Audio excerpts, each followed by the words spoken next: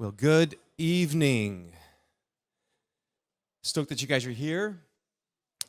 A little event sponsored by Southside Sports Center. I am Darren. I am the sports pastor guy, and so I am thrilled to make sure that people are winning, but more often, or mostly, winning at home would be the ideal. And so that's kind of what tonight's about. That's what the weekend's about. In fact, let me jump ahead, and then I'll come back to tonight. This weekend kind of like just morphed into, I like what Lizzie said, Holy Spirit. Kind of put together a weekend for us we didn't even really first see, and that is that Sunday night, it's a parenting focus. It's only from 7 to 8 here in the sanctuary by Dr. Jim Burns, a guy who's written a ton of books, been in ministry for probably over 40 years. I've used much of his material many times, premarital counseling and youth ministry and children's workshop stuff. So he's excellent. He is a super talented of understanding the family, the home, the parenting thing, and he's doing a special message on teaching your children healthy sexuality. Pretty important topic these days. So for sure, 1 hour you'll get blessed by that. Let other parents know for sure, and they won't. They'll be stoked. Tonight, though, we're going to be focusing on marriage, as you know. We're super thrilled on a break, on a bye week. The coach of the Seattle Seahawks decides to come to Kauai. We can understand that, but to serve in a way to be a blessing to other married folks or soon to be married or coming out of marriage and dealing with PTSD with all that and maybe want to get prepared. Wherever stage of the journey you're in, you'll be blessed tonight. They just came out with a book. Did I hear that right? It was about a month old, so fresh off the printer. I am just pages from being done. So if they didn't have this thing tonight, I would have read the rest of it during this time. But no, it's called This Marriage. You'll hear more about this for sure. Obviously, you can pick this up on online stores out there, anywhere. It's super great read. It's a challenge to read in some aspects, but you'll hear all that tonight. It's so good, the authenticity of what's happening right here, what God can do. So anyway, just want to pray into our night a little bit and then welcome up our guest speakers tonight. So join me as we pray. Father, we love you, Lord. And but we're super grateful that you love us, really. And you proved it upon a cross, that love. In such an amazing way that we will fully probably not understand it all, but Lord, we're grateful. We just want to say that. Thanks, Lord, for marriage and how you designed it for a man and a woman to be in holy matrimony. It's a huge task. In fact, it's really a task that can't be done really well, certainly without you. And so, Lord, I pray that tonight we will just be blessed. I pray your blessing upon Lizzie and Dave, and certainly on their family as well in this time. 4 kids. That in itself is amazing. So, Lord, be blessed tonight, Lord, and all of us. Thank you that those that are here, Lord. I know it's not always easy to kind of schlep our way to a marriage workshop, God, but I know that you honor that as we step forward, Lord. So I pray your blessing on tonight. We pray in Jesus' name. Hey, guys, I'll just get right to it. Welcome up Dave and Lizzie Canales in tonight's marriage workshop. Well, I want to say, first of all, it was really hard to come here. So I'm really, it's been hard to be at the beach. And yeah, it was 28 degrees when we left Seattle, so early in the morning. Actually, I had just gotten back from Germany. We traveled to Germany to play against the Tampa Bay Bucks.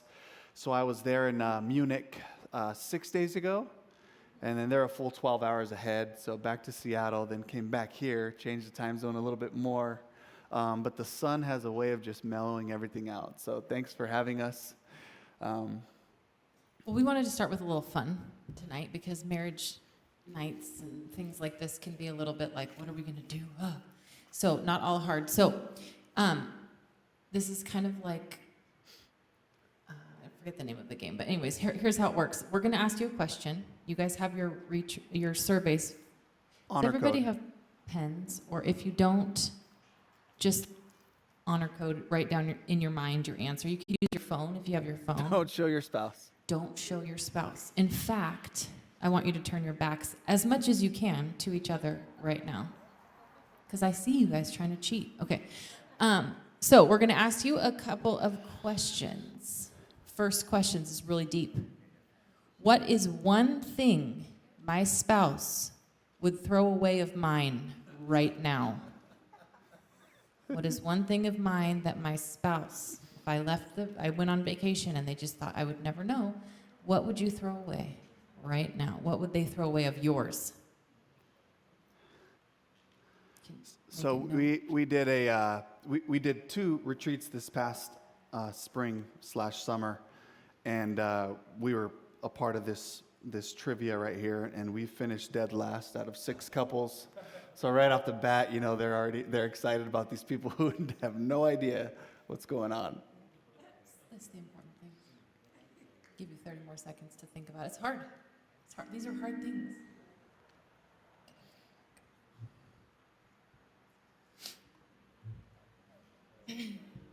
I have like a 14-foot aluminum boat. I thought that would be the one. She'd get that ugly thing out of the yard. Forgot about that.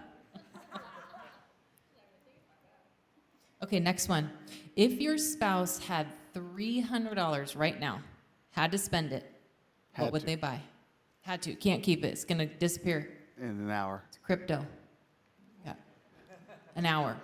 $300. What would they buy? Don't look at each other's hands.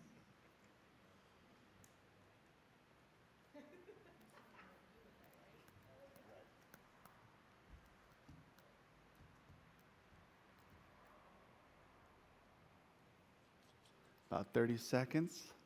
We'll go to the last one. Then we want to see how well you did. So if you don't get at least 2 out of 3, you got to leave.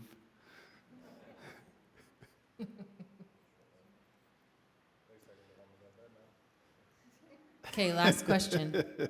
What is your spouse's biggest pet peeve?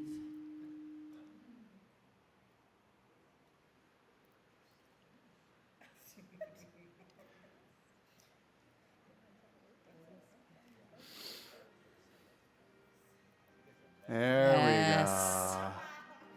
we go. Way to go, Lucas. Nailed it.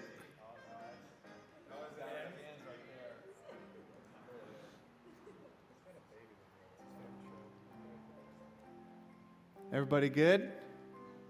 Not yet, not yet. Still need some time?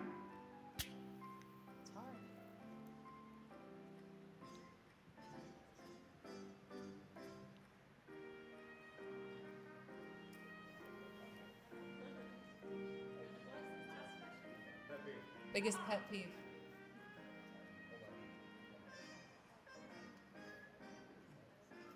Has anybody seen The Croods 2?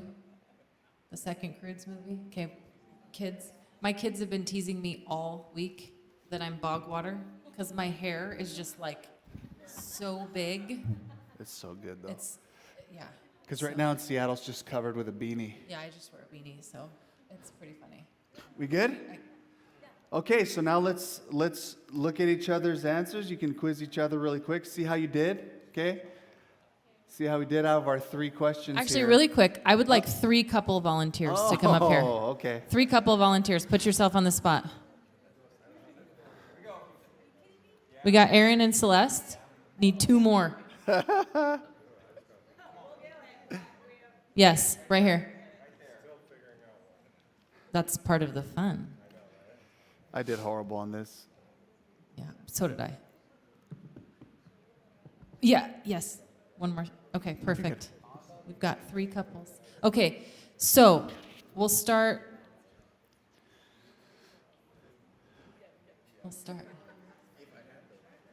All right, first one. Okay. What's one thing your spouse would throw away of yours right now? Aaron, what did you say?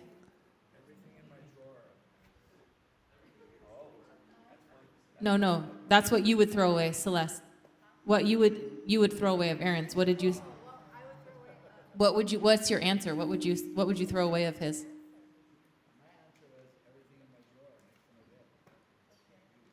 What would you throw away of his?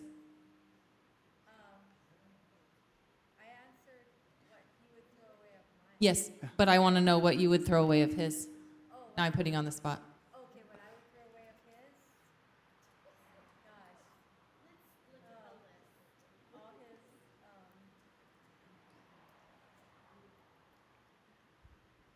clothes he doesn't wear, that just sits and then it gets thrown on the side and I end up washing it, and then it gets thrown on the side again and I wash it. So that's pretty good. Everything, well, Too it's many not in your t-shirts. drawers. It's on the side of your drawers. Yeah, what would you throw away of hers? Did Celeste wish you? You wouldn't throw anything away. What did you say? My leftovers, like, I don't throw stuff, old food in the fridge, like, oh, we better not throw that out, 'cause we don't want to waste food, and he said, no, throw that out. Oh,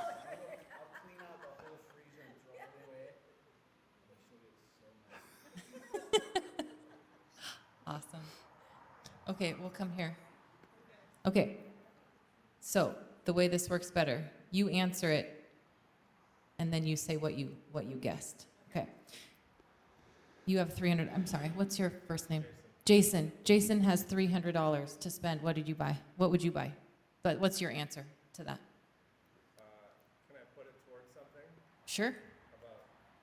Okay. What did you say? She said Traeger. Oh, I love Traegers.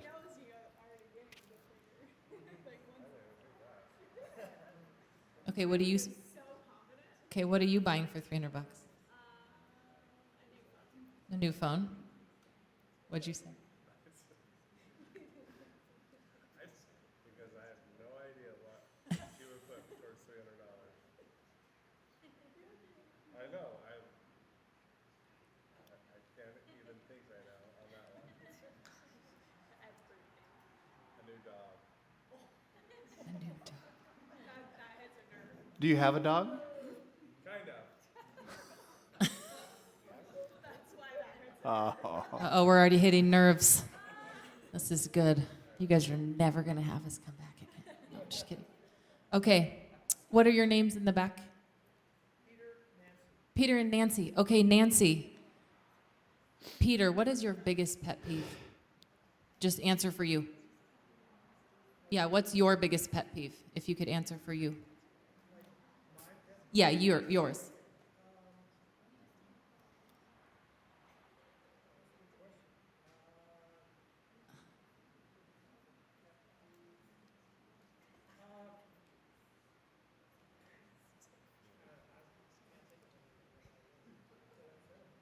What did you say, Nancy? For Peter.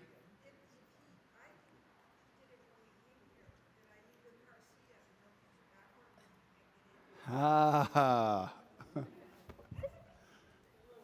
There you go. Okay, Nancy, what's your biggest pet peeve?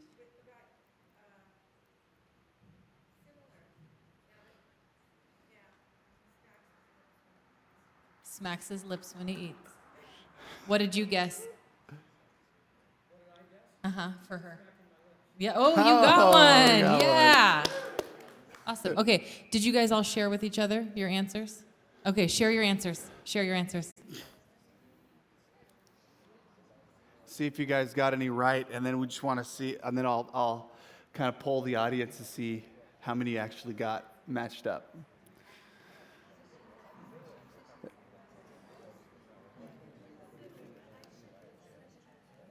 There's a couple married for 9 months in one of ours that won. Yeah. Hard butter. Hard butter. Biggest pet peeve. She was like, it's supposed to sit in the cabinet so that it's not hard when you want to spread it. And he was like, anyways, it was hilarious.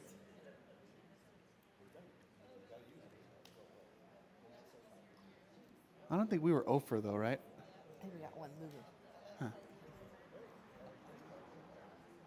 1 out of 3. For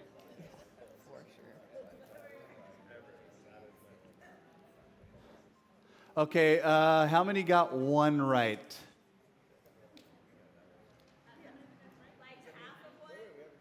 Sure. Sure. Yeah. Good. Half of one.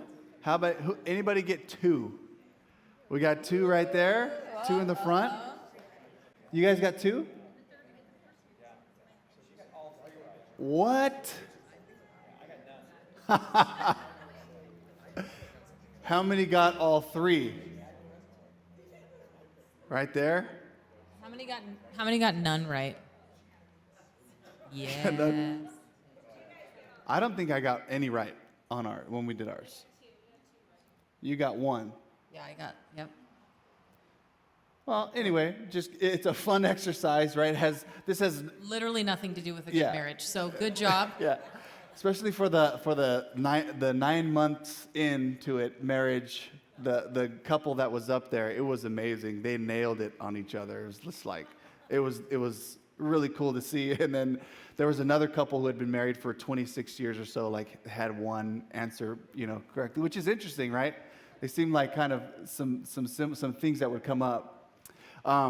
The surveys, okay, those surveys that Pastor Darren passed out to all of you has been such a great tool, and we've gotten great feedback from a lot of couples. It's been a great tool for us, a great tool for a bunch of different couples where it's just kind of an inventory that's good to just have and to just leave around so that it covers like those areas. Let me see if I can get to the slide here.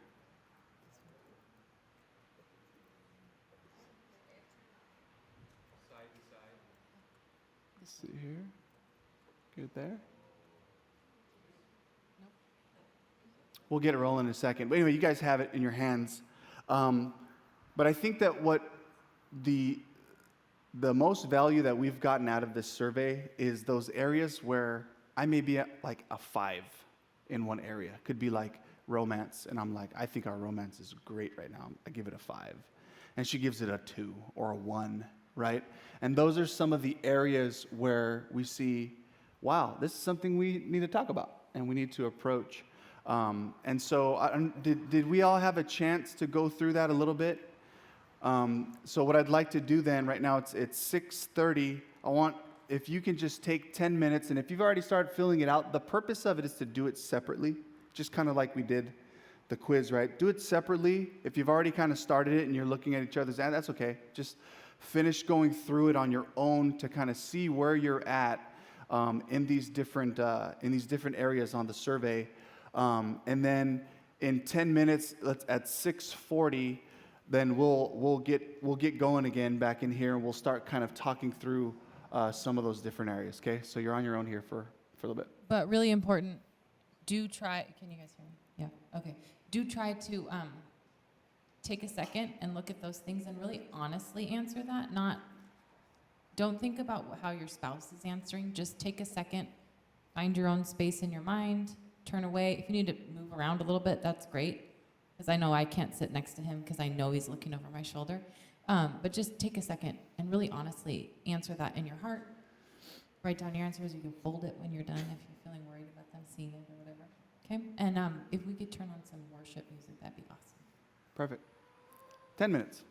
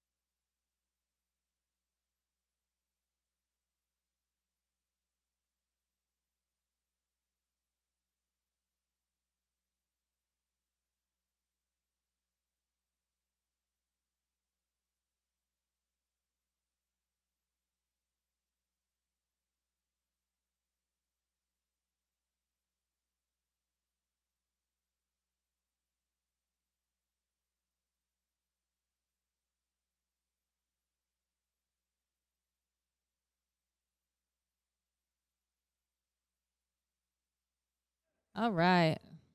Test, test. Can you hear me? No?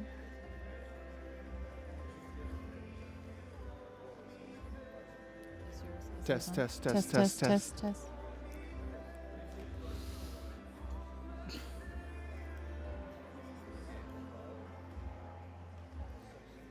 Thank you. Awesome. Okay, we're gonna have more time for that survey. So it looked like there was some good conversation going on. Every time we do the survey, we learn something about each other. So it's a great tool because we were just talking about. It's just so hard to find time to ask hard questions when everything feels hard or crazy or busy or kids or jobs or money or all the things. So this is just a tool. Tuck that away. We're going to bring it out a little bit later. But yeah, it's awesome. So really quick, we were up here talking about just a really cool realization we had, which we hadn't really put together. But 7 years ago, sometime around this time it was our bye week, literally 7 years ago, and our marriage had literally just fallen apart, just totally on the rocks. And we had some friends who said, hey, we have these friends in Kauai that you can go stay for free. Go. Really cool story. They have a really cool story. You should go see. Never met them, never anything. And I was pregnant. We were like 6 feet underwater, trying to figure out which way was up. And God brought Aaron and Celeste into our life. And we've had two free first-class tickets to fly anywhere in the United States. And we picked Kauai, of course, first class. Way better. It was a little different this time. That was a Russell Wilson Christmas present from the year before. Yeah, it was just Very generous dude. totally amazing. And got here and just, we were, like I said, we were a mess. And we'll tell you guys a little bit more about that. And Aaron and Celeste just took us into their house. And it kind of makes me want to cry a little bit just thinking about that was 7 years ago. And now here we are, back full circle. Hanging out, doing the same things, and what God has done in 7 years. As a result of so many things, but friends that come alongside you and just say, hey, you're going to make it. This isn't the end. I still have in my Bible some Bible verses that Celeste actually wrote out for me, handwritten letter that she sent me. You gave it to me right before I left. And I literally laminated them because they were like living water for me at the time. So it's really cool. It's really cool to be here and just remember all that God has done. And there's just still so much more. But so let's back up because you guys are like, well, what was happening? So we met in college. It was just we were friends. We knew each other for a long time, and then we decided to start dating. And actually, he decided that we should start dating, and I was like, oh, wait, what? Because I secretly had a crush on him from really far away and didn't want anyone to know that. But anyways, come to find out that was mutual, and we started dating, and we were engaged and married within like a year, a little bit over a year. So it was pretty quick. Got married, pursuing a dream. He's a pastor's kid, and just really felt like that was not his calling. And I was like, football, let's do it. Got on board, made business cards at Kinko's and went to the National Coaches Convention and didn't know anybody. And I sat in a hotel room and watched TV. And I was like one of 3 women in the entire city of Austin and networked. And anyway, long story short, life just marched on. You get married and you have all these dreams, right? You're gonna create this life together, and sometimes, it just usually doesn't go that way. And the longer you've been married, the more you realize, wait, this is not how I thought it was gonna be. We had a couple kids, and from the outside, all the things were stacking up. We went from junior varsity high school football to junior college to USC, which was, national powerhouse, to then the Seahawks. And it looked so good, and we had 2 houses, and we had 2 kids, and everything was it just looked really good. And got CrossFit, which is how we met Aaron and Celeste, and I'd never been in better shape. I had we were making money finally, because that's a whole nother story, but in the NFL, there's no money until there's money. And so we had survived all these really hard things. And in the back of my mind, I just kept saying, this is it? This is it? There were just things that didn't add up. And there were ways that I just felt so alone in the middle of my marriage. And ways that I was coping with that alone, finding relevance, especially in the CrossFit world. I was really good. And I mean, yeah, I was really good in my area. I say that was not at the CrossFit Games or anything. But anyway, point being, I could check off all these reasons why life was so amazing, and yet I couldn't put to words what was missing. But I just knew that there was still so much of us that was separate, and I felt that. I felt that from him, and I felt, just there were things that didn't add up. He'd be gone on the road, and I'd be like, just call me when you get in. They're gone for 2 days, and the Friday night they get into town, and it's like they land at the hotel, and then they don't have anything till practice the next morning. And I'd be like, hey, just when you come back in, whatever you and the boys are going to go do. And I really prided myself on not being a wife that was super controlling, and I just wanted to know, when you get back in, just give me a call. And then I wouldn't get that call, and there would be reasons why or whatever, but it was just there were little things like that I was like, well, I guess when I'm not around, I'm not that important. And I felt that, and it was really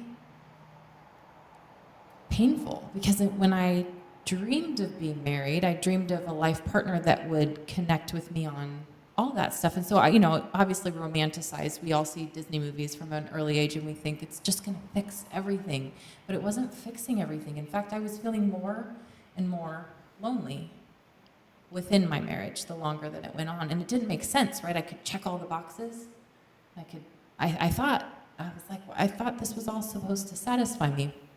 So I remember one night, 8 years into our marriage, it's football season, and this is embarrassing to admit, but I watched that movie Fireproof. Raise your hand if you've seen it.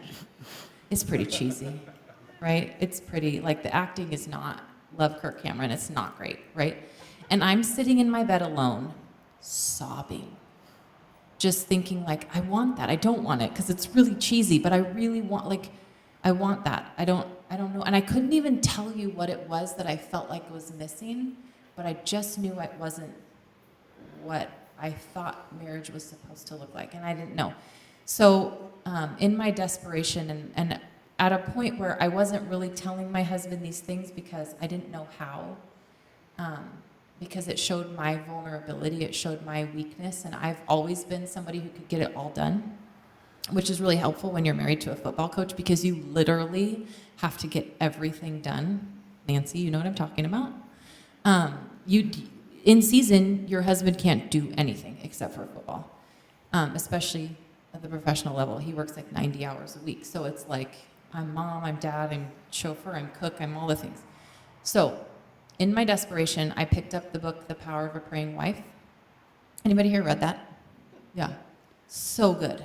So good. I got it for my wedding, and I was like, yeah, and it put it on the shelf, and then I didn't read it until I was desperate, right? Well, here's the thing about that book, for those of you who have read it, who are not read it. The very first chapter is before you can pray for your husband, and it's 20 different categories you can pray, and all these amazing prayers, like finances and heart and job and vision, I mean, all of it. And I looked through the titles, and I was like, sweet, I'm going to read this. Very first chapter, if you want to pray for your husband, you have to pray for his wife. And I could not get any further than that chapter, because every time I would try to read that, the Lord was like, you got to work on you. You got to work on you. And your biggest failure right now is you're hiding. You're not telling the truth. You're not letting him into your hurt. You're not letting him into your fear. You're not letting him into your struggle. And so I just kept praying this prayer over and over. And the thing that God kept saying to me was, you need to tell the truth. And I was terrified. I was terrified because part of my value I felt in my marriage was not rocking the boat. I was support. I was helpful. I could handle it all. Let me back up and say, that's also my role that I played as a kid. That's the role that I've played pretty much my whole life. And part of that's my gifting. Part of that's my gifting. But the enemy used that to keep me stuck. So that's where we were leading up into this marriage conference that we went to. This is before we came to Kauai. So right before we went on a vacation in 2015, it was after the season. I had big promotion. We lost the Super Bowl on the 1-yard line. Nobody watched that game, right? You guys don't watch football, okay? Nobody knows what I'm talking about, okay? So that was, that sucked. But at the same time, there was a lot of cool things in it. For me, professionally, I was promoted to be the wide receivers coach. And 32 teams, best football league in the world, and you're one of 32. And it was like, babe, we made it, and it just like, my whole football career kind of flashing before my eyes. It's 40 cheeseburgers from McDonald's for 14 and 15-year-olds, shuttling them back and forth. Junior college, picking guys up from home, like, you got to come to practice. And I just like, all these things led to like this moment and this time. And so one of my buddies, Jason, who kind of adopted me in Seattle when I moved up there, he came over the house, and this is winter 2015, to celebrate. I just become the receivers coach, and so he and I are downstairs. We're having cigars, we're having some beers, and just dreaming and talking about like the amazing things that I get to do now as a wide receivers coach, the influence, the potential of where my career could go from here.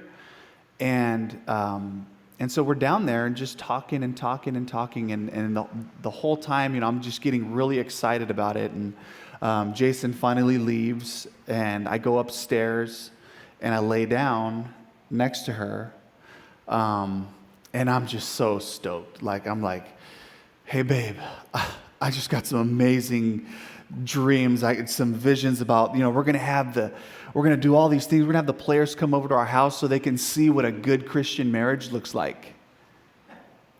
Let me back up a little bit. Okay.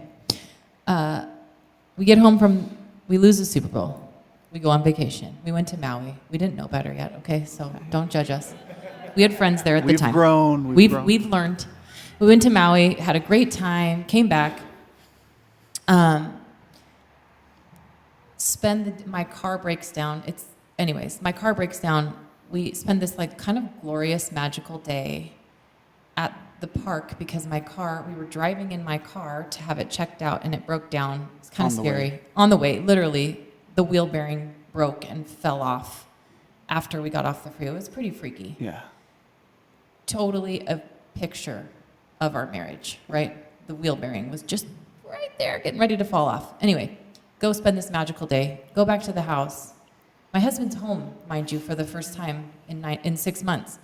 And we're getting ready to go. It's bedtime. And he's like, hey, me and Jason are going to go have some beers. And I just was like, oh, there's that feeling again. That as long as we're doing something together, we're good. But the second that there's something better that comes along, I got to fend for myself.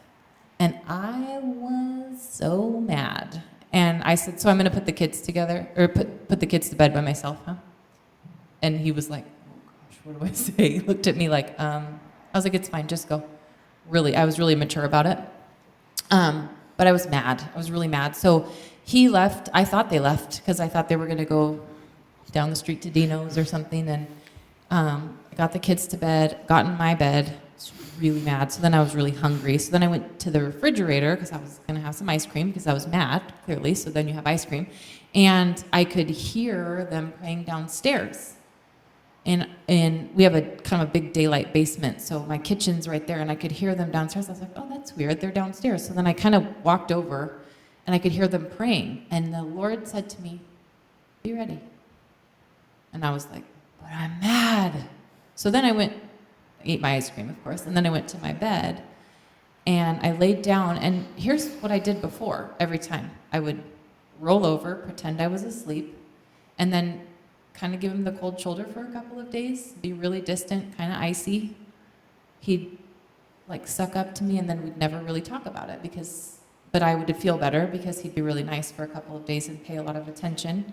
And then we'd kind of move past it, or we kind of talk about it, but we wouldn't really talk about it. So that's where I'm at. Lay down, and again, I lay down, and the Lord's like, because I've been praying for his wife, and the thing that God keeps telling me about this guy's wife, aka myself, is be truthful. And so I'm laying there, and I'm like so ready, and God's like, no, not this time. It's time to be truthful. So he gets in bed, smelling like cigars, talking about our marriage, and the whole time I'm just like, I don't think we're talking about the same marriage. But I'd never said that to him. I mean, we'd had conversations. We definitely talked about hard things, but never the deepest, like, underlying thing. And so he goes on, and he tells me all these things he's excited about, and I'm laying there, and I had my moment of truth. And I was like, okay, I could just be excited, or I could be truthful. And I knew my truth was going to be so starkly different than what he was saying to me. And so I kind of waited, and then, like, not in a very loud voice, I said, this marriage? Silence. It was like one of those moments where I don't know if you've had these moments in your marriage where, you know, mostly it's logistics and it's you love each other. We know that. I know I love you, you know, and vice versa. But there's these moments in our marriage when, like, your spouse looks at you and says something really heavy, really important, like, I hear you and I see you and something's got to change. Have we all had those moments where you really felt like you've heard your spouse's voice in those moments, you know? And this was the first time. So this was 9 years in. And this was the first time I really felt like it was like her real authentic voice. It was her. It wasn't like the wife she's supposed to be, or this expectation we had for each other, but it was like, she said, this marriage, and it was like I could feel like the show was up. Like it was no longer going to be enough to ignore the issues that we've had in our marriage, to just sweep it under the rug, to just move forward for the sake of being together and being there for our kids. It was over. And I knew the facade was over. And so it was at that point where I think that all marriages come to a point where you have to make a decision. You either say, this is as far as I'm willing to go.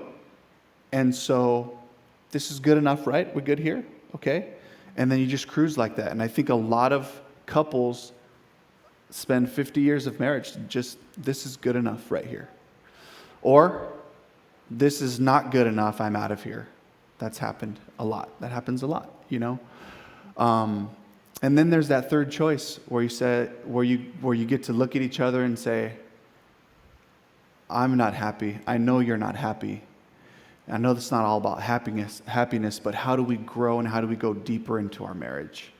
And I was ready to do that, but I was so afraid of what it was going to take, because I knew that I had lived a different life. I had been a different guy that she knew when I was traveling around the country and going to different cities and all that, and I was living a completely separate life. And so I knew that it was going to take for us to catch up, to really know who we are. It was going to take me confessing, coming to her and saying, this is who I've been. This is not what I want. This is not who I want to be. And so she volunteered us for a couples retreat. And she approached it and said, hey, what do you think about going to this retreat? So I was like, what was I going to say? No, I'm not into it. But it was a couple weeks later, and so I knew that was coming up, and I just knew the Lord was preparing me, like this is going to be that time where you're going to talk to her about who you've been, who you are, and you're going to bare your soul to her. And so we go on this vacation, 2 vacations. So we're in Maui, and then we went to Orlando to see her sister. And when we get back, it's like a few days away. And I just remember starting to have cold feet, saying, you know what, God, I know that you can do anything. So I know that you can fix our marriage without me having to tell her anything. And just kind of make a deal with God. Look, if you just get me out of this one, you just fix this one right here, Lord, I promise I'm done with that old life. I'm just going to serve you. I'm not going to do this. I'm not going to ask you to raise hands, because we've all been there in different ways. I just remember sitting in my car, and I was driving to work. We live 1.5 miles away. And it was a beautiful day. I just remember sitting in my car, and I'm just like wrestling with the Lord in my mind. I'm not going to do it. Okay, I'm going to do it, but you got to promise me that like she's not going to divorce me, that I'm going to be able to raise these 2 kids with her, and that we're going to have this life, and like nothing. And I just felt the Lord like, no outcomes. I want you to know that regardless of what happens, you will have me. Do you trust me?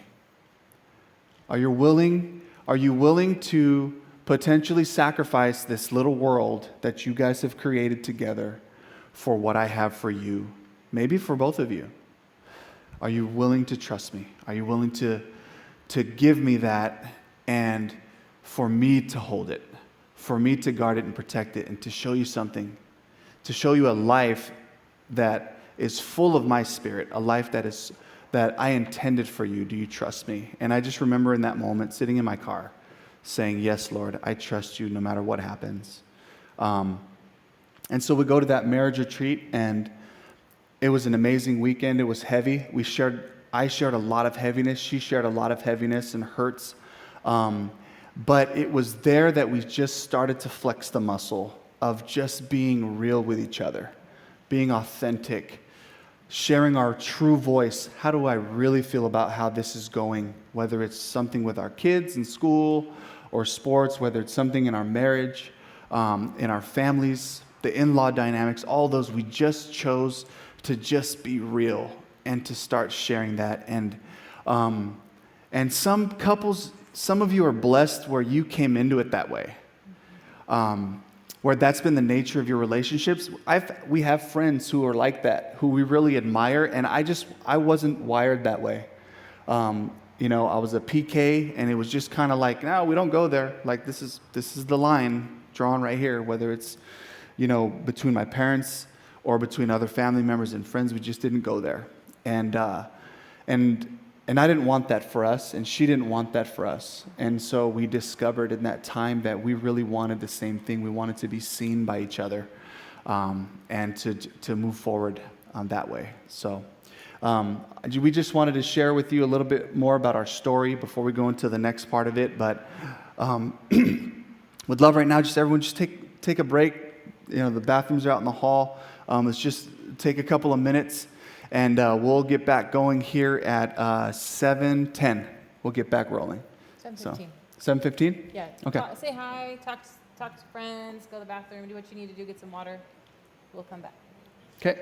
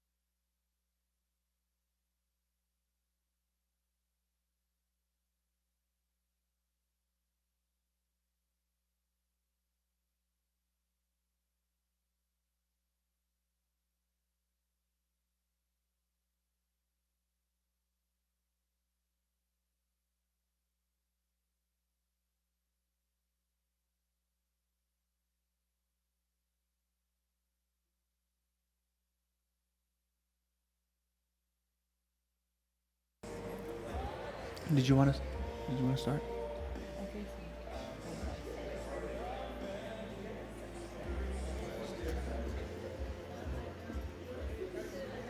All right.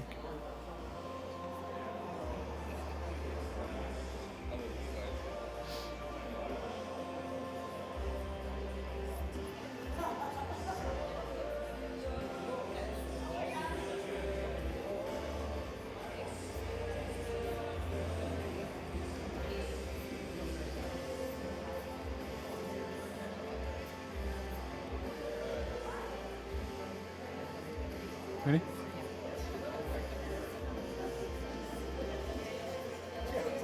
All right. All right, we're going to jump back in. Really quick, before we go any further, our story, the nature of our story, is obviously really heavy because we had some pretty big, there was a lot of brokenness. But I just want to, before we go any further, say a couple of things. One, the point of this night is not to make you feel really bad about all the things that you need to bring up or work through, big or small. Because that wasn't the point of him sharing. The point was nothing hidden. The point was the enemy wants you to think it's one way or the other. But Jesus was is the God of the third way, right? So I think of the woman at the well, right? He sees this woman, and instead of saying to her, you need to go get married, which is what, custom would have said, or you need to be stoned because you didn't do the right things and there's no hope for you. There was no fix this or you're dead. He said, no, I'm just going to tell you the truth about who you are. You've been married 5 times, and you're not even married right now, this guy you're living with. And she was like, and he didn't say, so you're wrong. It's over. Yeah. You have no hope. He just said, here's what it is. And that's what changed her. Yeah. And there are things in every marriage right now. There are things in our marriage that are not reconciled. And that doesn't mean terrible, deep, dark things. It could. There's hope there. It could also mean just ways we miss each other, ways where we've stopped growing, like you said. 25 years in, we've gotten good at this thing, but God's like, third way, I got more. And so that's the hope, is that this starts a conversation for the places where God has more work for you to do. It doesn't have to be, we're not asking you guys all to leave here and go confess your deepest, darkest secrets, because some of you don't have those. Some of you do, and there's hope there. There's grace there too. Oh, yeah. Don't be afraid of that, because here's what God can do. So my husband tells me that I've been married to someone crazy enough that I kind of knew, but I never really wanted to acknowledge because of my own wounds, right? And the very first thing that came out of my mouth was not, okay, it's over, because that's what I'd always thought and said. The very first thing that came out of my mind and my mouth was, okay, so what are we going to do to make this work? Because Jesus changed my heart in that moment. I didn't do that. I did not do that. I would have told you it was something totally different. And the Holy Spirit changed me, and I was like, great. So what are we going to do? And so then it was just so easy right after that, and it's been wonderful ever since. Just kidding. That opened up probably the darkest time of my life, making that decision, because then we had to go down in and go deep. And yet, some of the greatest blessings, not some of, the greatest blessings in my life have come as a result of digging into where it's hard and to where it doesn't make sense. Really cool story. So we talked about when we came to visit Aaron and Celeste, but we had some really hard things that happened that spring after the marriage retreat, and we started talking about stuff, and we didn't know how to invite people in right away, but then after a while we were like, well, we don't want to be going through all that we're going through. There was, infidelity, addiction, drinking, just to name a few, and those don't have to be the things. Those don't have to be the things. Addiction is really terrible on marriages, but so is living two separate lives. You have your golf buddies and you go shopping and you don't really talk about it because it's just, I don't want to talk about it, his thing, because then I have to talk about my thing. Doesn't have to be like that. So we started talking about it, and then we realized we really have to invite people in because we don't want to get 10 years down the road and say, hey, we lived through this really hard thing, but once again, we just showed you only the good stuff. And so we started choosing, and we came and we told Aaron and Celeste, and there were some other few people, but they just loved us, and they said, Yeah. hey, there's hope. Here it is. Yeah. There's like so many people that we just met that just surrounded us with love and encouragement, and honestly, we lost a lot of friends too. And because a lot of them felt like I was giving them one side, one person to look at and to believe in, and there was a lot of people in the Christian community that were like, here's this young Christian coach, he's there doing God's work. And I was like, it wasn't because of that. I was there for football. And so there were a lot of people who felt betrayed by that, but I think that the friendships and the relationships that we've gained going through hard things together is kind of, how we're making a segue with this is just, it's some powerful friendships, and some people that have just like walked alongside of us, and even now, just like, that was 7 years ago. But even just in the last, 2 or 3 years, just as dynamics change, as our daughter's 12 now in middle school, and these people that we do life with now, we kind of just are this open book, and Literally. and some people, I wrote about that. and some people are not down with that, and that's okay. We all have our own, levels and measures of intimacy that we're comfortable with, but we just kind of go there at barbecues and birthday parties, and then some people kind of start tiptoeing out of the circle, and then there's like 3 couples left, and we're there talking, and they go, yeah, you know what, now that you mention that, boom, the next thing you know, we're all crying, and it's just like, it's a beautiful thing, and I just wouldn't have it any other way, but to be like that. So we started to do that process of inviting people in. It's become a lifestyle for us. We've had some really cool, amazing moments that God has done along the way. And you guys, if you want to read our book, or if you want to, it's on Audible, which is kind of cool because who has time to sit and read a book? But you are in your car, right? And there's some really cool God stories. Really briefly, one thing that happened, we got pregnant pretty quickly after the marriage retreat, which we had people be like, that's not going to fix it, right? We're like, yeah, no joke. This is not the reason that this happened. The old fix-it baby. Yeah, we didn't try to have a fix-it baby. But you know what's cool? God did this really amazing thing, is that we could have never known this, but we got pregnant 1 year to the day after Dave told me everything that we had, and we had this amazing reconciliation, and also started the hardest chapter of our married life. Our daughter was born on our 10th anniversary. Yeah. And it was a day that I didn't really want to celebrate anymore, if I'm being totally honest. I was like, I don't really think I want to celebrate our anniversary anymore. Maybe I want to celebrate something different or whatever. And God was like, no, I want to celebrate your anniversary because I always intended this. This is what I intended. This wasn't a mistake. You guys didn't do the wrong thing. Yeah. You're just moving into the next right thing.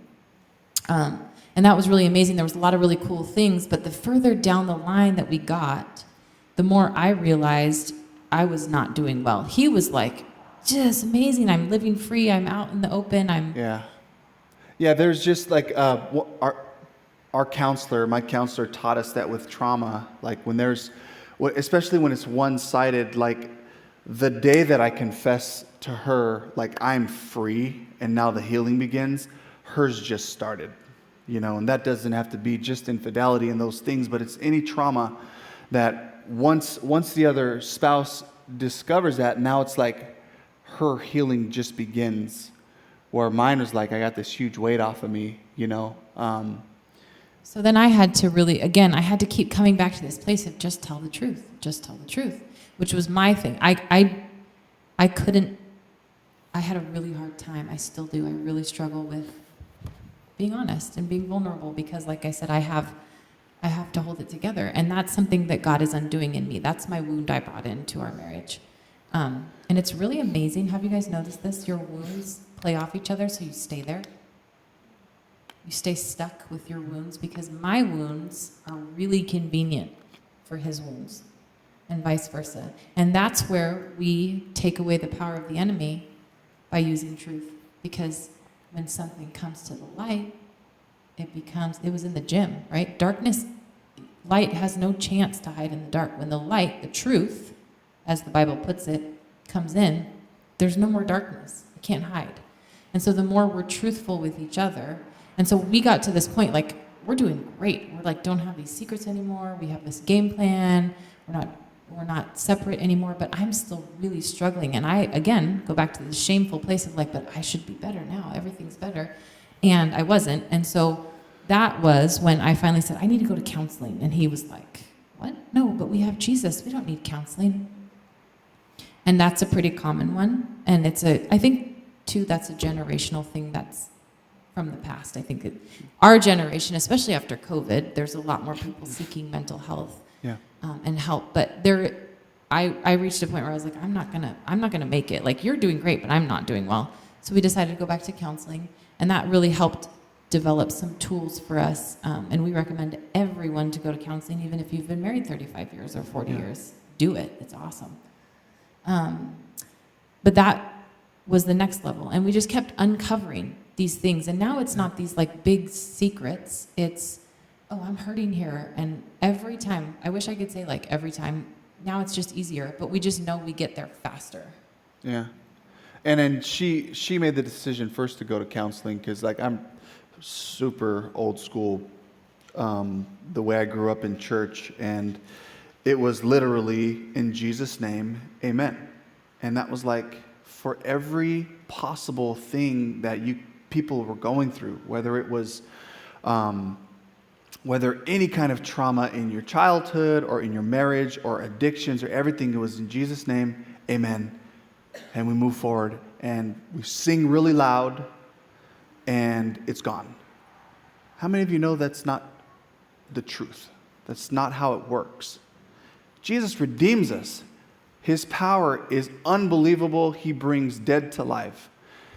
And then he says, and I have a plan for you. And I have somewhere for us to go. Me and you. I have this journey for you. Do you want to be a part of it? And that journey is where it begins. The healing happens, but then, okay, now what are the steps that I need to take to follow Jesus and to do his work? And that's where she brought up counseling, and I was like, whoa. And I was like, you know what? Modern counseling has only been around for about 100 years. And, I started coming up with this whole, like, I don't even know where I heard the argument spoken before, but it just basically, I was just spinning my wheels. And she said, okay, I've heard you, I'm going. And because she could sense that she needed help to navigate this world she had no language for. That's what the beauty of counseling, the beauty of having people who are versed in this. They have the language, they have the tools that we need to be able to unlock and access the places where we're stuck. And it's not just for you. It's not about you. It's about that person sitting right next to you right now. Because the more that you learn about who you are and where you came from, the more that you're able to walk through that valley with somebody who is safe and they help you to kind of see these things, the more you're aware of how you crush this person next to you, how you've been offending them, and they have to carry the burden of your issues and your trauma. But when you are able to see who you are and how that affects them, you start to anticipate, here's where I say something stupid. And I can anticipate that and ask questions instead and be patient. And so her going to counseling and then me choosing to follow her lead with that and to enter into it for my own, it's been the greatest gift. It's made me a better husband. It's made me a better dad, a better friend, a better coach. all of these things because now I can start to anticipate. Here's where I start to protect myself. Here's where I start to get defensive. Here's where I want to go do something to make myself feel good, to avoid whatever this hard thing is, to avoid this trauma. And there's lots of resources. There's books, there's counseling, there's pastoral counseling, there's just wise friends, people that you admire, who you look and you say, I know they're not perfect, but they seem like they have a way about them. So just to encourage all of you to seek out those resources. So we're going to kind of bring it back around to, you guys have heard a lot of our story. You guys, some of you can relate to the specifics, but the thing about this room and this space is there's 100% of people in here that are married that have stuff. You guys all have stuff. There's no marriage that doesn't have it. And some things that we've learned, and the premise of what we want to share tonight is starting the very first thing. You have to do your own work first. And sometimes your work does not look like a big confession. Sometimes it just looks like being honest with where your hurt is. Yeah. Because I know that if you're married in this room, your spouse is doing something in your life together that hurts you right now. It may not be this massive offense. And thankfully, I think the better you get at, I think there's a season to clear those out, but I think that there's also a lot of seasons in life where that's not apparent. And some marriages never have these massive things, but all disconnection keeps you from the marriage that God intended for you, right? And so the very first step, which we talked about, but the very first thing, and the thing that you come back to around again and again, and we just keep doing it, which is the survey, is what's your work to do? Where are you right now that you have work to do? And I promise you, if you think about it, right now, each of you can think of something, maybe that you don't need to do, but something that's unsatisfying to you. Something in your marriage where you're like, this isn't it. Yeah. Right? So that's the first thing. The next thing is,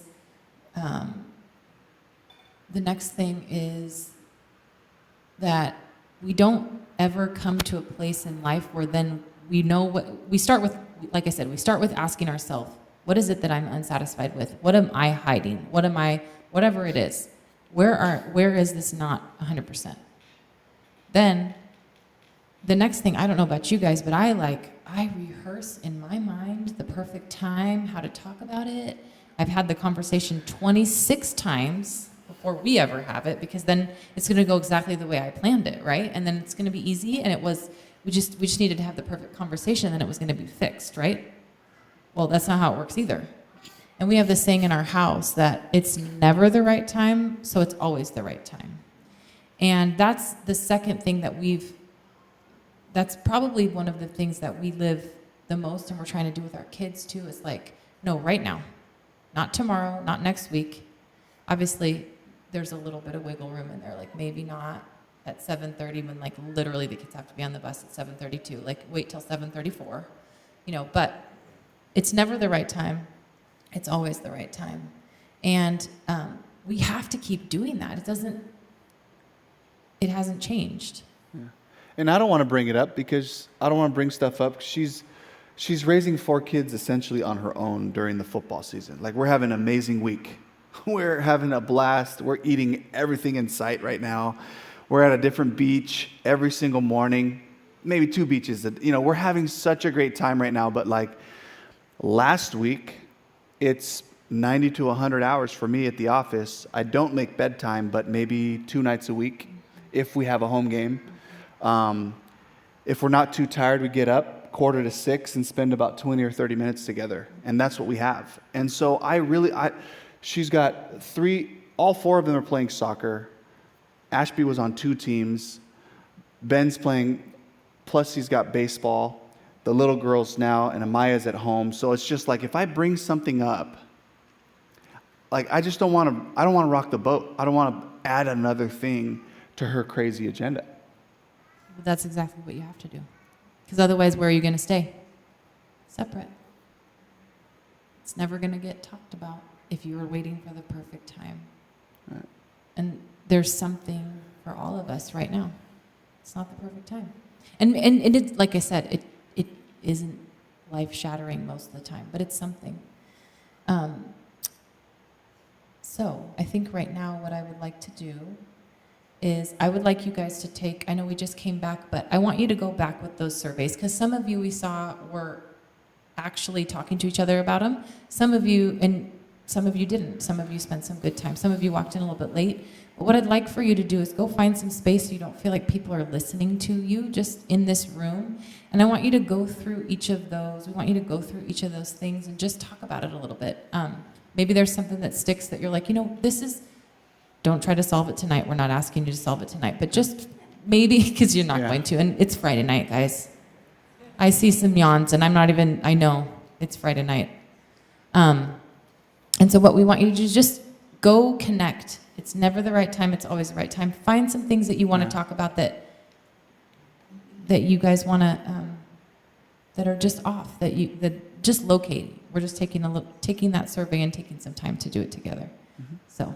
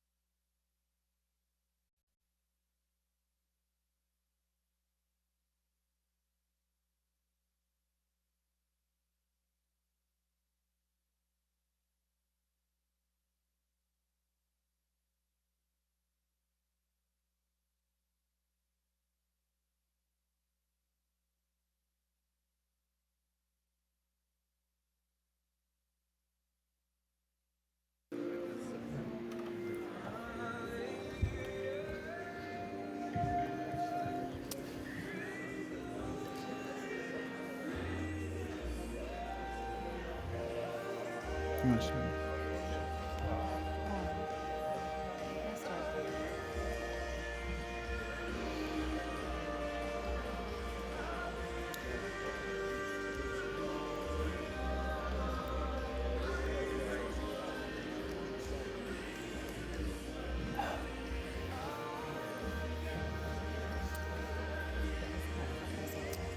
Huh?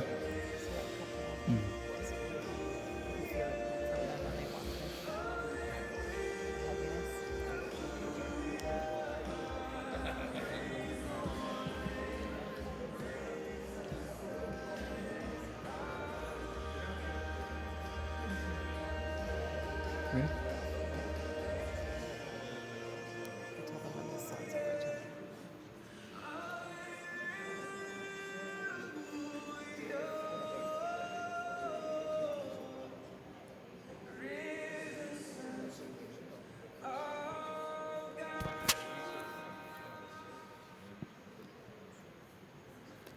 Okay. Well, that was awesome, you guys. It was so fun to watch all of you guys just talking to each other. That's our whole goal. Our story is really amazing and also a dime a dozen. There's lots of people who've been through really hard things.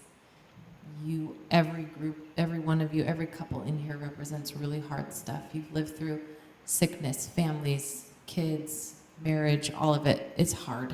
Life is hard. We were talking about this at the gym yesterday. You don't get better at avoiding hard. You have to get better at doing hard. Because it's like surfing, right? You get out of one wave. My poor daughter got just rolled today. And she was like, and then there was another one. We're like, yep, that's kind of life. Sorry. So you could never go on the beach. You could just totally sit in your room and you'd never deal with it, right? But it was just, anyways, it was a blessing, such a blessing to watch you guys just talking to each other. Really cool. And that's the whole goal. Talk about the stuff that you wouldn't talk about if you were just choosing, right? Because how many of you talked about something tonight that you would not have probably talked about unless we asked you to talk about it? Yeah, a couple things, right? And that's the goal. It's never the right time. It's always the right time. It's never the right time. It's always the right time. And the reason is because that's the thing that's going to get you to the next place in your marriage. That's the thing that's going to help you to grow. I'm a CrossFit coach, have been, and I've been trying to teach people that, like, unless you tear it down, unless you open and expose your weaknesses, you never get better. And you've heard this saying, you work on your weaknesses until they become your strengths, and your strengths till they become second nature. And that's what this whole process is in marriage. It's never the right time, it's always the right time. So we've all talked in this room about something that needs work, right? We located some things that need work.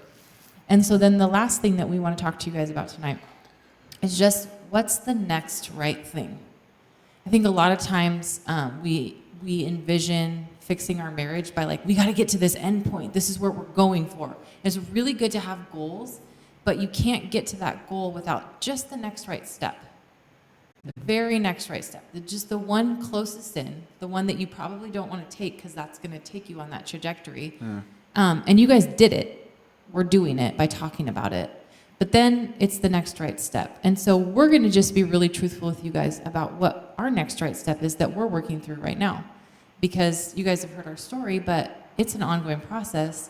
And so for me, my next right step has been releasing my control over how I trust my life. You know, when you've had a lot of trauma, which we had trauma in our marriage, the thing that made me feel safe initially was control. We needed it. We needed some serious boundaries in place.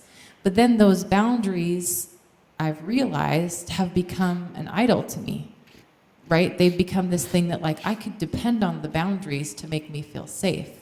But then all of a sudden now I'm just controlling the outcome. And it's really easy for me to look at my husband and judge our marriage as being good because he's staying within the boundaries.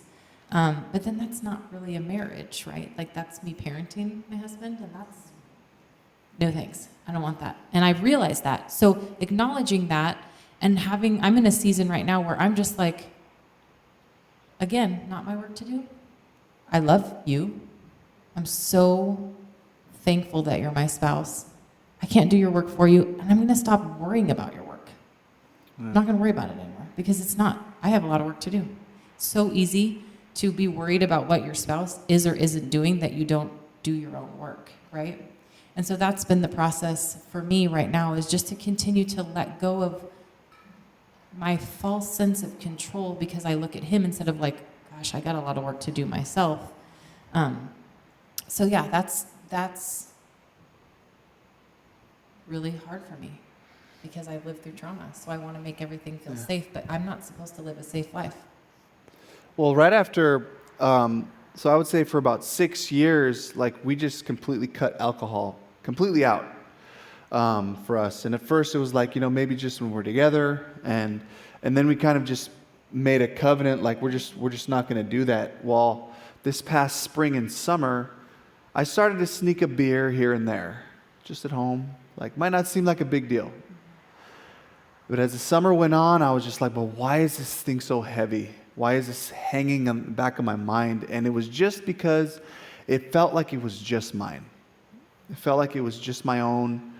And knowing my history, like there were reasons why I stopped drinking because I was reckless. I was reckless with it, and I was putting myself in bad situations. But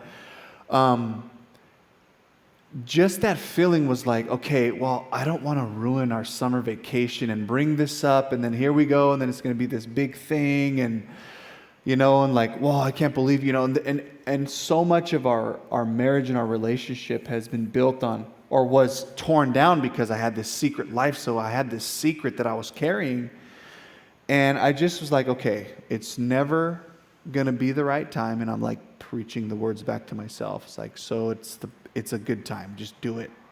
And it was like a day or two before I went back into training camp in this season. I was like, okay, when are we going to have time to like unpack this?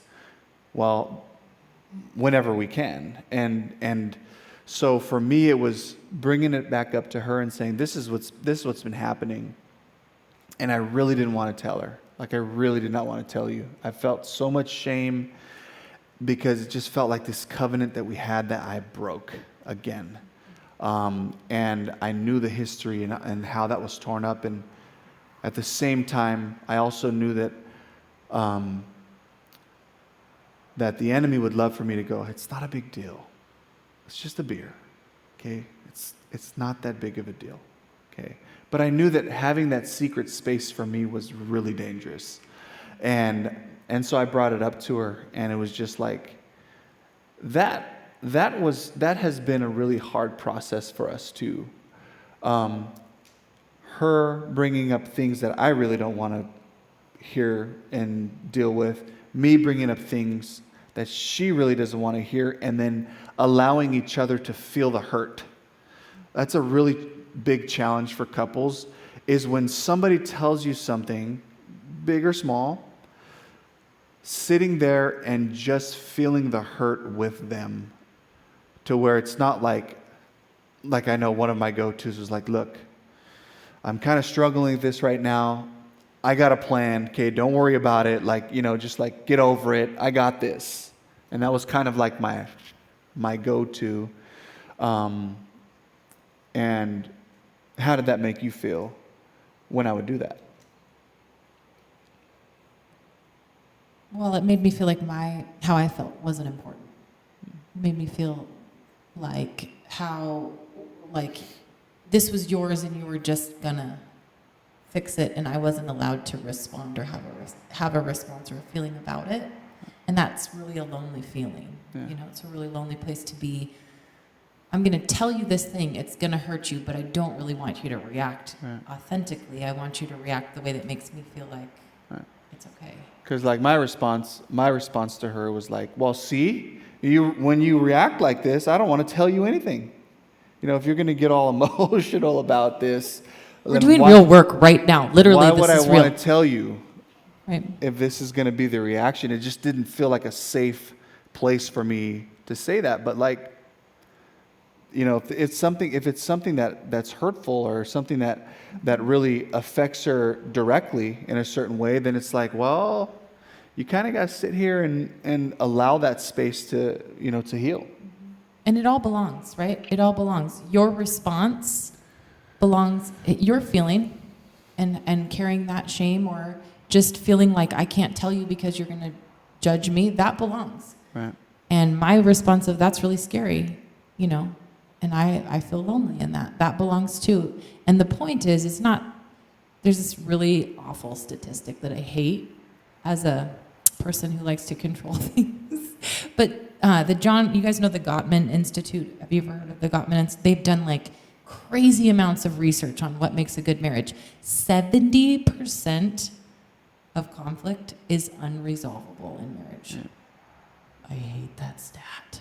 I want to resolve it all, guys, right? Like we're going to resolve it and then it's going to get better and then we're never going to come back to conflict. But that's 70% of conflict is unresolvable. But that doesn't mean that you can't be together in it. Right. Because the other thing is the purpose of conflict is always connection. Right. So God allows that conflict because he wants us to connect more. And the two become one. We don't instantly, I mean, it says in the Bible that we become one flesh and it's crazy, but that's an ongoing process, right? And so what I wanted to say, what we wanted to bring to light with that is our next right thing was letting go of how we wanted to do it separately and just keep coming together in this. Because when he told me that, when he told me he'd been like hiding drinking, what do you think I felt? I was terrified. It's still hard. I'm still processing through those things. But the place I'm growing is to go, okay, that's really hard. I'm going to be totally honest with how that makes me feel. And now that I've done that, I'm going to do my work in that. And coming back full circle again. And that's really the cycle. I'm going to do my work. It's never the right time. We're going to talk about it. I'm not doing my work doesn't mean I'm going to do me. It's the difference, right? I'm going to do my work and I'm going to invite you into that. And then we're going to keep doing that. And then we're going to pick the next right step, which is to talk about it. Right. And where it led me to was like, why have I felt like I needed to hide from her so much? Where did that come from? Why did I carry such a heavy shame script? We all have a shame script. It's like, you know, we start to feel like less than or whatever. But, and that's where like, I really didn't have the answers. I really didn't know specifically where that was coming from. And I wanted to know more about this. Like, why was I like scurrying around, hiding from her? She loves me. She's not going anywhere. She's like, hey, by the way, I'm not going anywhere. So like, but I don't think of it that way. I don't feel that way when I'm in that, whatever it might be, when I'm in that moment of trying to keep things from her, like where is this coming from? Because she clearly is not like, well, I'm sorry, you know, if you do that again, I'm out of here. It's over, you know. And I think that there's extreme cases, you know, where those things happen, but just learning so much about that and just being willing to grow through it, to learn, to share these, like, so we have a common experience, you know, because the whole goal, like she was saying, is to feel felt. We need to be able to feel each other, feel what she's going through, for me to feel how she makes me feel when those things happen. Is so important. Regardless of whether there's like a resolution and an answer to it, at least I see you and I hear you. And so that's been, you know, a big step for us.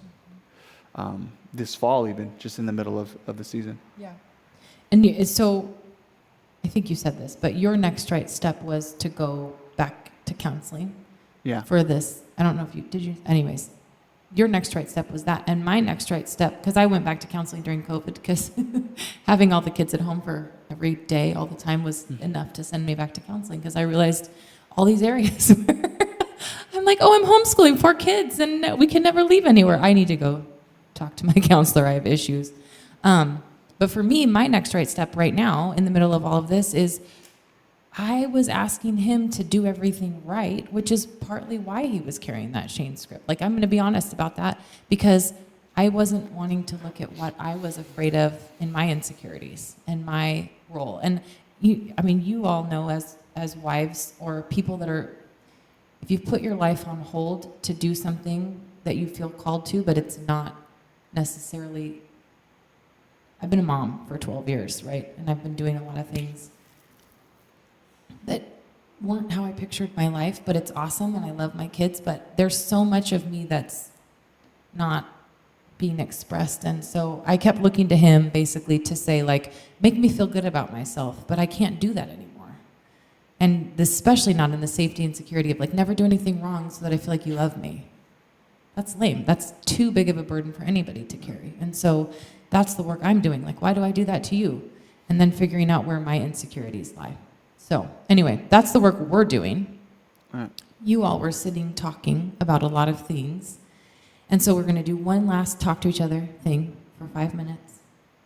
Then we're going to pray, and then we're going to send you home or to Lappert's, or where you guys are local. You don't go to Lappert's. We do that because we're visiting, but you know what I mean. Or maybe you need to tonight. Maybe you just all need to go have ice cream. I'm telling you, it fixes things. It doesn't really. Next right thing. You guys talked about some stuff, some areas where you were disconnecting or struggling or hard. Just pick one. Pick one thing, and then make a plan for the next right step, not the solving of the thing. Right. What's the next right step? For us, we don't have time together. So this is the very first year that we've gotten up at 5:45 every morning to have coffee with each other. And that is a big sacrifice, right? That was one of our next right steps, is getting up 5:45. Half the time for the first 15 minutes, we're like Nothing. huddled in a blanket with the coffee, like barely acknowledging the fact that, but we're not laying down asleep, right? But we just have created, and over the course of a week, if we do that for 45 minutes a week, suddenly we've had a 2.5-hour date over the course of the week. That's precious time. That's, right? 2.5 hours? How many of you would die for 2.5 hours a week together with no kids or jobs or things, right? Well, it doesn't have to look like Saturday night out at a restaurant. You going back to counseling, me sending my kids back to school, which, was really hard for me because I really believe in homeschooling, but I just realized I was really struggling, So what's the next right step? Usually the one closest in that you don't want to take because it's acknowledging this thing. So we just want you to talk to each other about that for the next 5 minutes or so. What's your next right step? What are you going to leave here and take away, add? Talk about it. It's not for us. Go. One song. One song. That's good. Yeah, I think it'd be just the last thing is just to just encourage them to just find reasons to ask the questions that are on the survey. Like, find a group, find a book, like, just fight and scratch and claw for your marriage, for each other, however you can. And I'll say too, just like, we wrote a book and we've planned like weekend curriculums for couples retreats and all that stuff. And we both agreed, if we don't sell any books, but we do 5 or 6 couples date nights or retreats a year, it'll be worth every single penny we put into this thing. Because it forces us to dive back in, to read the survey. Are we really doing this? What is our next right step? We're in a different season now, Is there anything you want to add to that?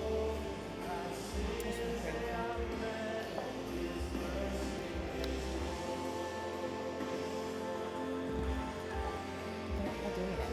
Like, it's amazing. When we're talking, they're like, Yeah. but then it's just like, it's creating a space for Yeah. them. Right. That's it.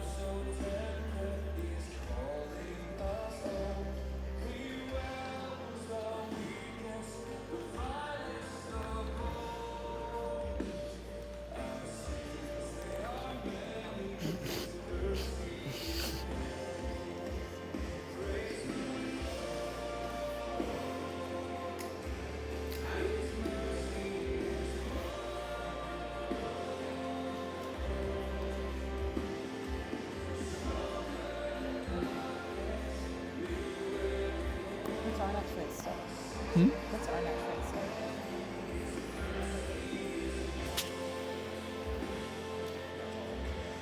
start? Kind of has been just continuing to just find little windows, to just be together, and to like really just keep pursuing our own growth, our own personal growth. That's what I feel like is we're doing our next right step, which is me going to counseling, and you continuing to just like, which I feel from you, just like let me go. Give me the Lord. I got to do the work. It's like And just pursue like what's next for me. right. I can't if I'm tethered to you. And I don't mean that like I'm gonna no longer be a part of that. It means like you got it. We're tethered regardless. We're like look around. Like Yeah. what's mine? Yeah.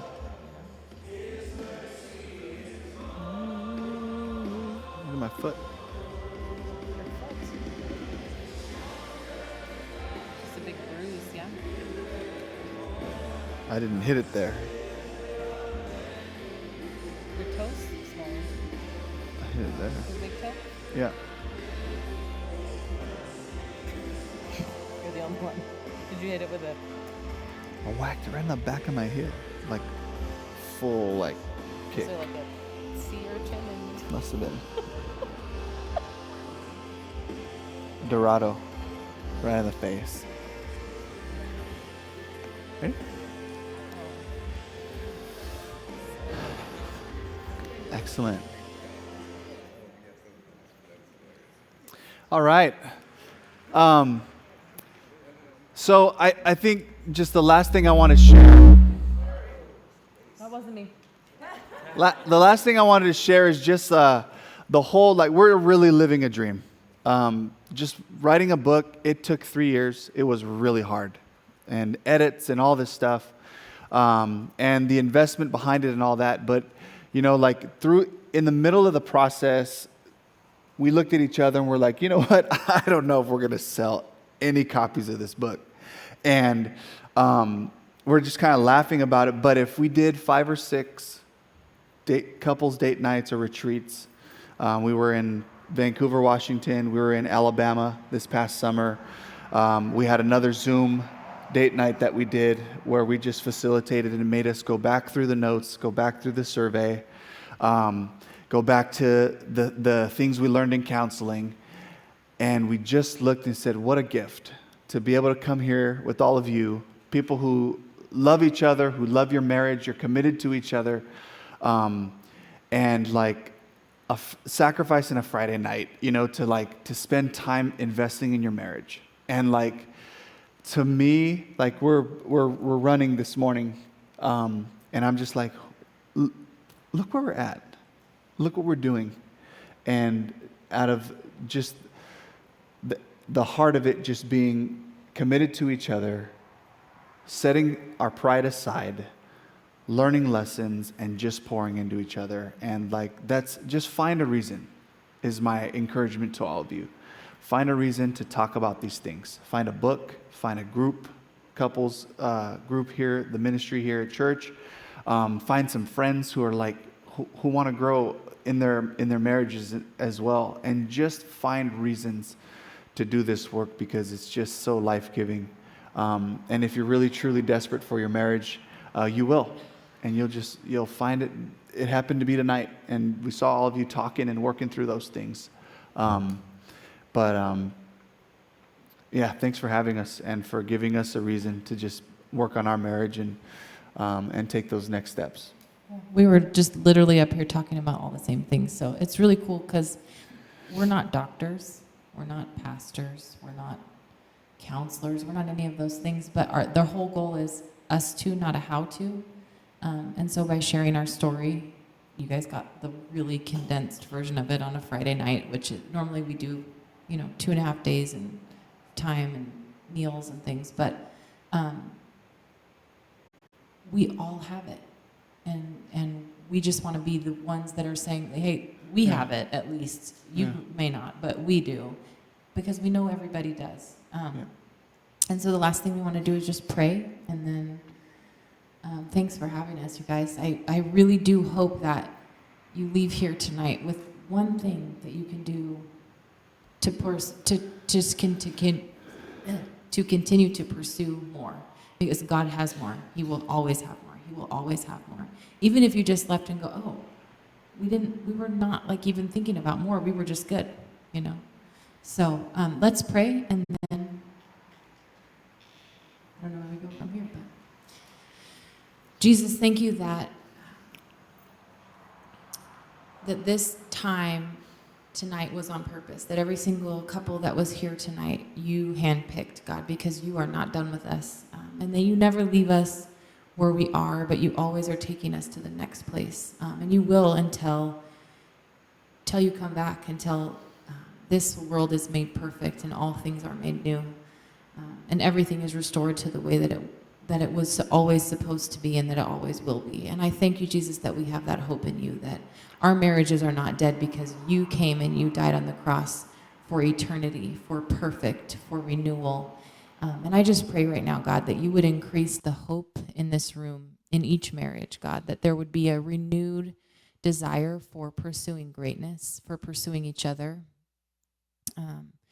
I just ask that you would cover every hurt in this room, God, that there's some heaviness in here that is really confusing and really scary, God. And if that's the place that you are in, I know just that Jesus is right here with you. And there is so much grace and there is so much forgiveness. And that Jesus died on the cross for everything, not just the easy ones, not the Sunday school ones, but the ones that are hidden and dark, that you're right here. And there's nothing that Jesus cannot overcome, especially in marriage. What an amazing place for the gospel to be lived out in front of everybody, God. I thank you that you've given us marriage as the ultimate picture of Christ in the church, of your people, of forgiveness, of redemption. And I thank you, God, that we have an opportunity to be a part of your bigger story through our marriages. I pray protection. I just pray for the peace that transcends all understanding to guard both hearts and minds as we leave here. I thank you, God, that when you come in and you do a work that the enemy doesn't like it and he tries to come and attack. So we just pray for protection against every attack of the enemy, every flaming arrow. And I thank you, God, that the enemy is a roaring lion, but he has no power. It's just all noise. And that with you, God, all things will be made new. And that we have the same power in us, in our marriages, that raised your son from the dead. Nothing can stand against it. Nothing in our marriage.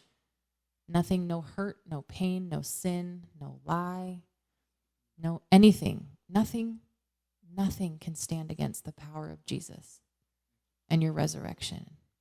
So we pray, God, that we would leave here and that this would just change our trajectory just enough that in 10 years we would see something so different than it could have been if we didn't take that next right step. We love you, Lord, and we give you all the glory for all the things you're doing in this room. It's just amazing. And we pray all these things in your amazing name. Amen.